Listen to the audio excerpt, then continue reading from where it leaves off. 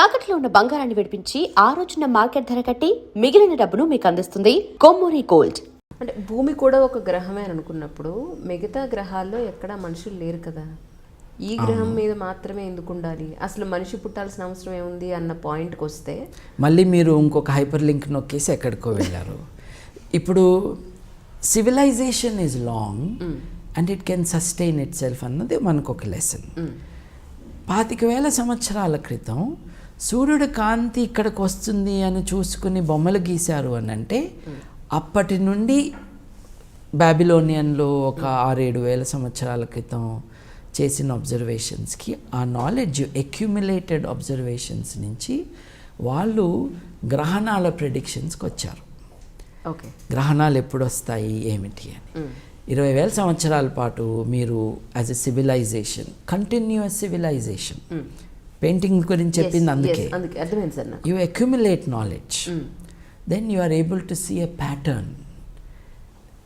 ఈ తేదీన, ఈ రోజున, ఈ టైంకి మనం అంటున్న సూర్యోదయం జరుగుతుంది, మనం అంటున్న సూర్యాస్తమం జరుగుతుంది అని మనం చెప్పగలుగుతున్నాం. It is the accumulated knowledge of humanity. అది బాబిలోనియన్లు they could put together in a tabular column. Tabular column అంటే ఏంటండి? క్యాలెండర్ ఎలా అయితే మనం చేసుకుంటామో అలాగే టాబ్యులర్ కాలమ్ అంటే ఏంటండి? రైల్వే టైం టేబుల్ లాంటిది. ఓకే, రైల్వే టైం టేబుల్ చేతిలో పెట్టుకుంటే మీరు రేపొద్దున్న డీరైల్మెంట్ జరగకపోతే ఢిల్లీకి వెళ్ళే ఏపీ ఎక్స్ప్రెస్సో లేకపోతే ఇంకొకడికో వెళ్ళే రాజధానియో ఎన్నింటికి మొదలవుతుంది, ఎన్నింటికి బయలుదేరుతుంది, ఎన్నింటికి వస్తుంది చెప్పగలరు కదండి.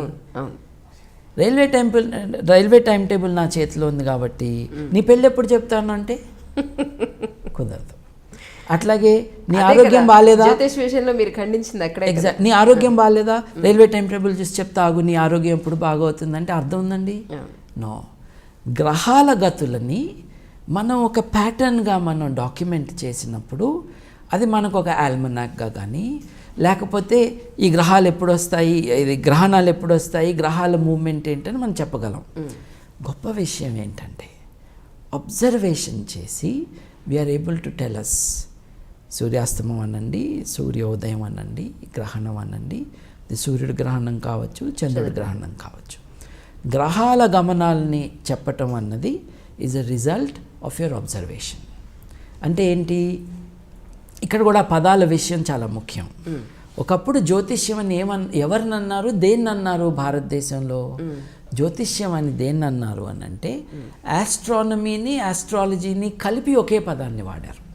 Okay, right. రైట్. నేను ఇప్పుడు మెచ్చుకుంటున్నది కానీ అబ్బురపడుతున్నది కానీ నేనెవరినని మెచ్చుకోవటానికి 10,000 సంవత్సరాల పాటు మానవాళి చేసిన గొప్ప విషయాన్ని చూసి నేను అబ్బురపడుతున్నాను. అది గ్రహాల గతుల యొక్క రిథంని వాళ్ళు డాక్యుమెంట్ చేసి గ్రహణం ఎప్పుడు వస్తుంది, సూర్యోదయం ఎప్పుడు, సూర్యాస్తమం ఇది అని చెప్పగలిగారు. Wonderful. That today is called ఖగోళ విజ్ఞానం. ఇట్ ఈస్ నాట్ కాల్డ్ జ్యోతిష్యం టుడే. ఇవాళ జ్యోతిష్యం అని దేన్ని అంటున్నాము? ఫలిత జ్యోతిష్యాన్ని అంటున్నాము. ఫలిత జ్యోతిష్యం అంటే ఏమిటి? గ్రహాలకి మనుషుల ఎఫైర్స్ మీద ఇన్ఫ్లుయెన్స్ ఉన్నది అని చెప్తున్నాం. దాన్ని ఫలిత జ్యోతిష్యం. ఓకే, దీనికి ఈ నయా జ్యోతిష్యులు ఏం చెప్తున్నారు? గ్రావిటేషన్ ఫోర్స్ ఉంది కదా, గ్రావిటేషన్ ఫోర్సు మనుషుల్లో చేంజ్ తీసుకురాదా అని ఒక సూడో సైంటిఫిక్ క్వశ్చన్ రైజ్ చేస్తున్నారు. ఇది నేను రిపీటెడ్గా అడ్రస్ చేస్తూ ఉన్నాను.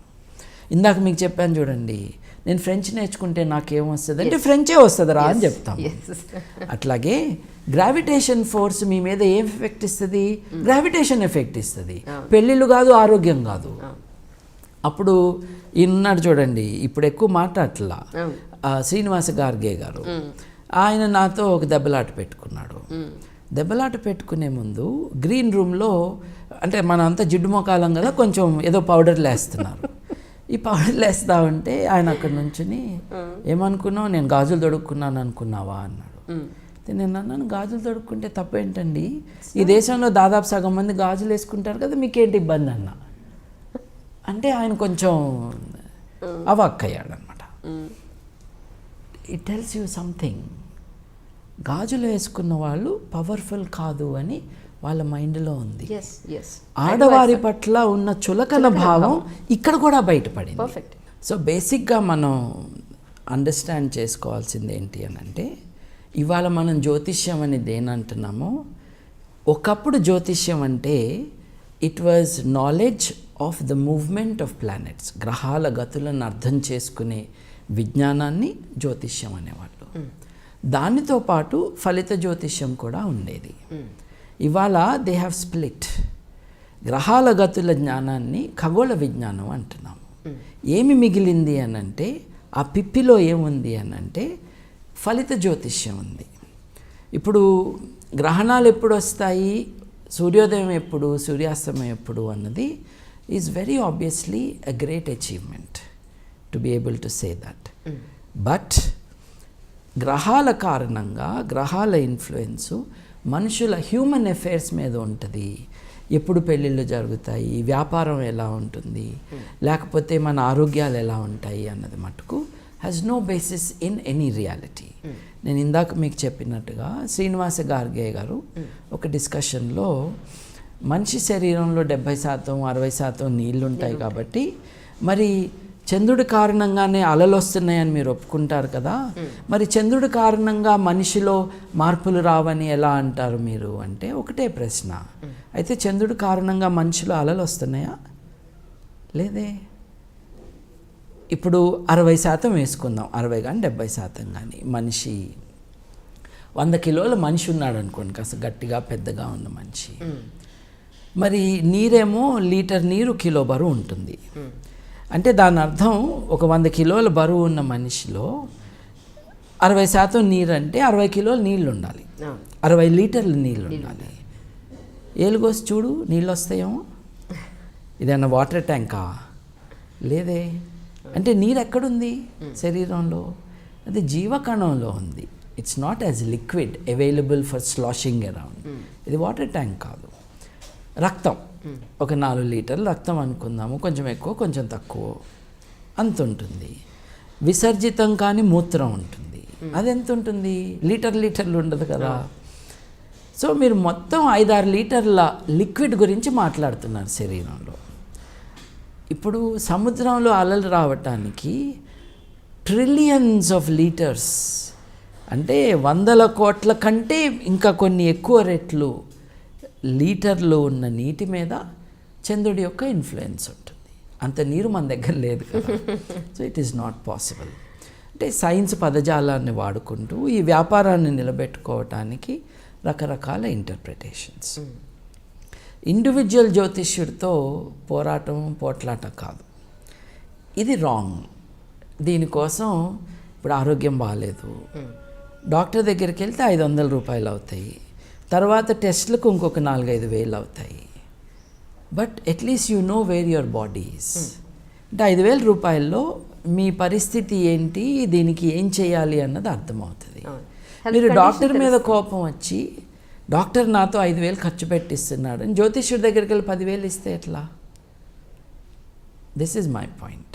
నీకు ఈ ప్రాబ్లం ఉంది, దీనికి రెమెడీ ఇది, దీనికి 5,000 దీనికి ఖర్చు అవుతాయి, 3,000 దానికి ఖర్చు అవుతాయి, ఈ దానం ఇది అని చెప్పేసి 10,000 ఖర్చు పెడుతున్నారు. అలా చేయొద్దండి, ఆలోచించుకోండి అని చెప్పటమే. Also to say that modern science, modern medicine, this is the way for our welfare. ఇప్పుడు 40 ఏళ్ళకి పుట్టుకుమనే మనిషి ఇవాళ 60 ఏళ్ళు 67 ఏళ్ళు బతుకుతున్నాడు అని అంటే అది సైన్స్ కారణంగా. ఎక్కువ కాలం మన వాళ్ళు బతకాలన్న కోరికతో ఎక్కువ మనం సైన్స్ మీద డిపెండ్ అవ్వాలన్నది ఉద్దేశం. సో గ్రహాల గతులకి మనుషుల వ్యవహారాలకి డైరెక్ట్ లింక్ లేదండి.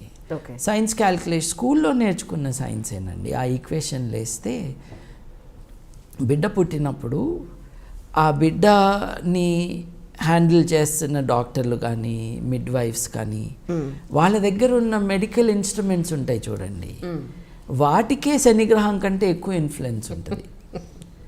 And whatever influence is there, that is the influence of gravity. Gravity does not decide your health. మీరు అనొచ్చు జూపిటర్కి వెళ్తేనో ఇంకొక గ్రహం మీదకి వెళ్తేనో మన వెయిట్ మారుతుంది కదా అని. అంతవరకు నిజం. కానీ జూపిటర్ మన దగ్గరికి రావట్లా, మనం జూపిటర్ దగ్గరికి వెళ్ళటల్లా. So that influence is negligible or almost for practical purposes non existent. So this is the story about astrology.